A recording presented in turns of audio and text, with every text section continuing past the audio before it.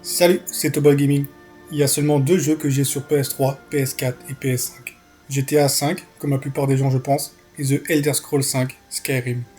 Et c'est sur ce dernier que nous allons nous attarder. Sorti le 11 novembre 2011, Skyrim fait suite aux jeux précédents Arena, Daggerfall, Morrowind et Oblivion. Je suis ravi de commencer une nouvelle aventure avec vous en bord de ciel, alors c'est parti.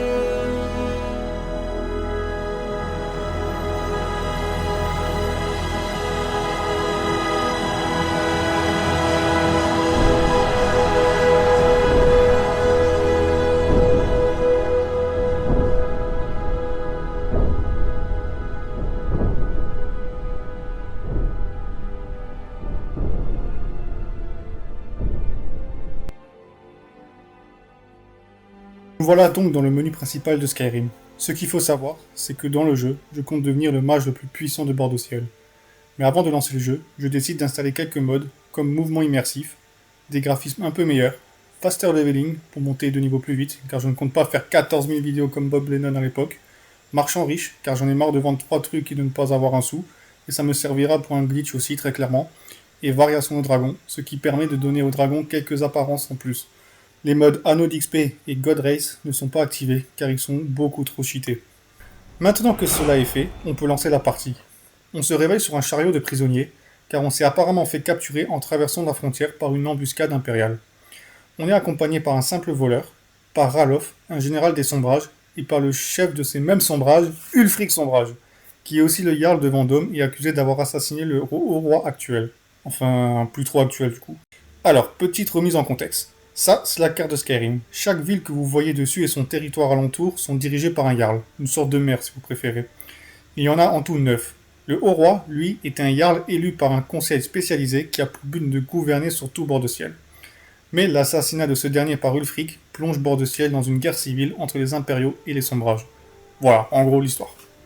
De retour au présent, nous entrons dans un fort nommé Helgen pour y être exécutés.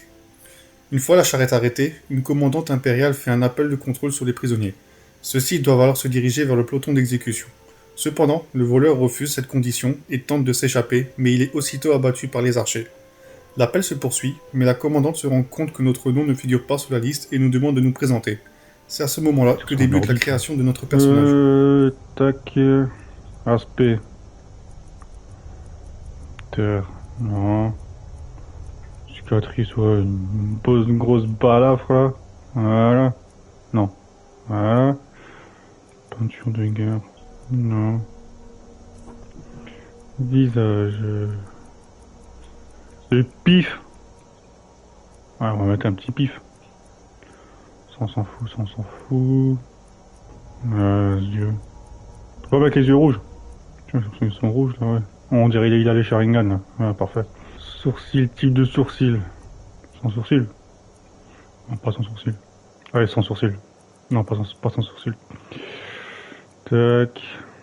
Les vaches. Faut quand même mettre une belle chevelure, ouais. La beubare. Ouais, couleur des cheveux. Alors, on va le mettre en noir comme ça.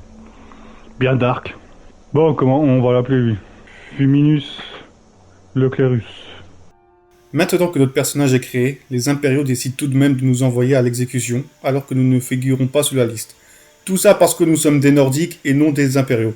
Ce genre de comportement a un nom bien spécifique et ça commence par un R. Mais bon, nous nous dirigeons donc avec les autres prisonniers et assistons à la première exécution. Hop, la petite censure. Le premier prisonnier est exécuté, puis le général ordonne que je sois le suivant. Alors que je suis en place pour être décapité, un événement improbable se produit. Un putain de dragon censé avoir disparu depuis des millénaires apparaît et attaque le fort, ce qui me sauve la vie. La chatte qu'il a, la chatte! Nous profitons de cette situation pour nous réfugier dans une tour avec les prisonniers sombrages restants. Mais sachant que cette tour ne tiendra pas longtemps, Nous devons juste...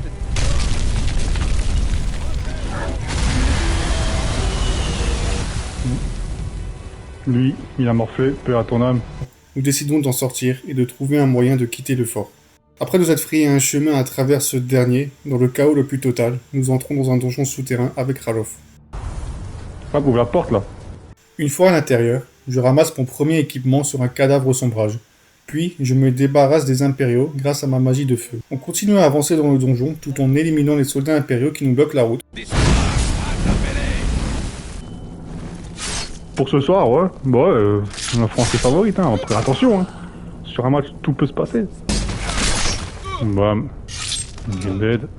Là, petit skill. Normalement, il te demande de débrouiller la cage, mais tu peux très bien prendre sans débrouiller la cage. Hein. Voilà. Tac, on équipe ça, ça. Les 3 premières semaines d'août, je suis en vacances d'été. Ah ouais, je pars plus tard, toi.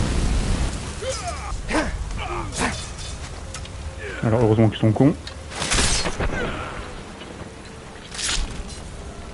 Jusqu'à qu'on soit solidement ancré dans la caverne et que je tombe sur une de mes phobies de ce jeu. Là, on sait ce qu'il y a.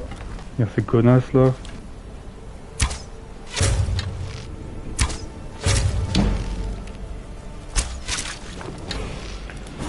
Parfait. Tac. On va monter la magie. Destruction novice. Voilà. Je tape des esquives.